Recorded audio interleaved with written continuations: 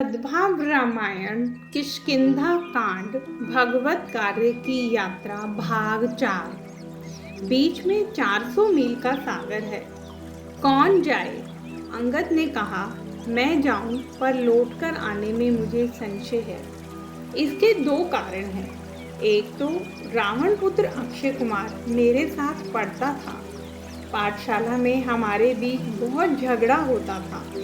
एक दिन मेरे गुरु ने मुझे शाप दिया कि जब तू अक्षय कुमार का मुख देखेगा तब तेरी आधी शक्ति नष्ट हो जाएगी और तेरी मृत्यु हो जाएगी, और मैं लंका में जाऊं, यदि अक्षय मिल जाए तो मैं लौटकर न आ सकूं। दूसरा, लंका भोग नगरी है, मैं संसारी जीव हूँ।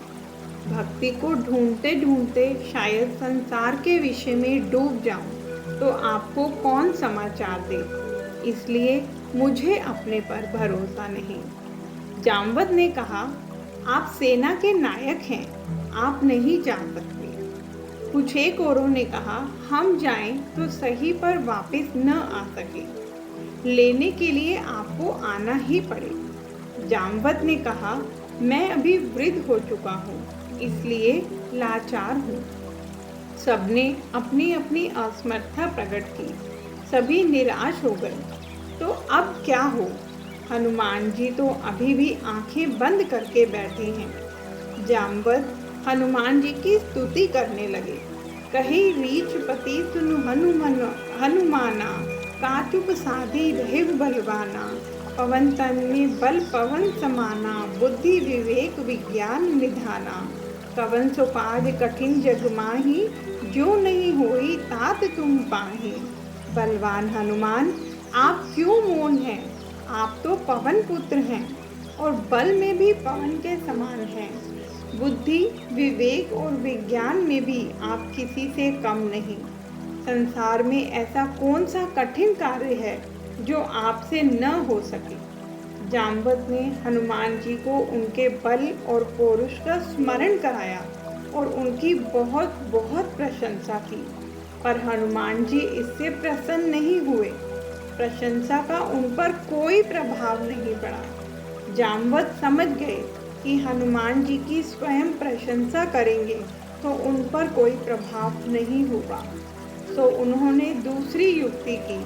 उन्होंने कहा, राम काज लगी तब अवतारा, आपका अवतार तो राम कार्य के लिए हुआ है, क्या बैठे हुए हैं? और जहाँ राम कार्य के लिए आपका अवतार है, ये शब्द सुने वहीं सुनते ही भयउ पर्वत पाकारा। हनुमान जी ने पर्वताकार का स्वरूप धारण किया। आँखों में से तेज पुंज छूटने लगा। मारुति का विशाल स्वरूप देखकर मित्र जय जयकार करने लगे, उनकी बहुत प्रशंसा की। हनुमान जी ने पर्वत जितना विशाल स्वरूप धारण किया। इसका अर्थ क्या? मैं ईश्वर के लिए हूँ, सत्य के लिए हूँ, इस देश की संस्कृति के लिए हूँ। मेरा जीवन मेरे व्यक्तिगत स्वार्थ पूरे करने के लिए नहीं।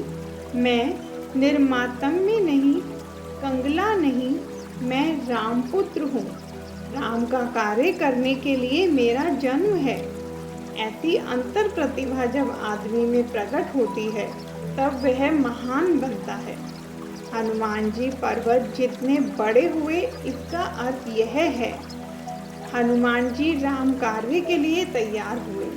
सीता जी की तलाश के लिए, संस्कृति के जतन के लिए, मानवता का एक महान कार्य करने के लिए आवेशपूर्वक तैयार हुए। फिर भी उस आवेश में कितना सारा विवेक है। इतनी महानता पाने के बाद भी कितनी सारी नम्रता है। वे जामवत को कहते हैं, जामवत मैं पूछूं तो ही, उचित सिखावन दीजहु मोही। हे जामवत जी, मैं जाता हूँ, पर वहाँ जाकर मुझे क्या करना है इसकी मुझे सीख दीजिए। हनुमान जी वृद्धों के अनुभव को स्वीकारने को तैयार हुए हैं। तुलसीदास जी कहना चाहते हैं कि यौवन में भगवत कार्य करना, मानवता का कोई कार्य करने का उत्साह जागृत हो, तब वृद्धों और अनुभवियों का अनादर मत करना। नम्रता पूर्वक उनका मार्गदर्शन लेकर पुरुषार्थ की अपनी यात्रा शुरू करना। जामवंत जी कहते हैं, हनुमान जी, आपको लंका जाकर राम जी ने जो मुद्रिका और संदेश दिए हैं उन्हें सीता जी को पहुंचाना और सीता जी को कुछ संदेश और निशानी दे वे लेकर वापस लौटना है।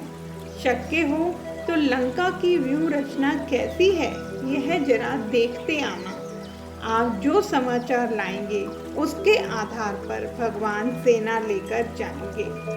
राक्षस कुल का विनाश होगा और सीता जी को लेकर राम लौट आएंगे और बाद में त्रिलोक्य में राम की कीर्ति के साथ हनुमान जी आपकी कीर्ति गाई जाएगी।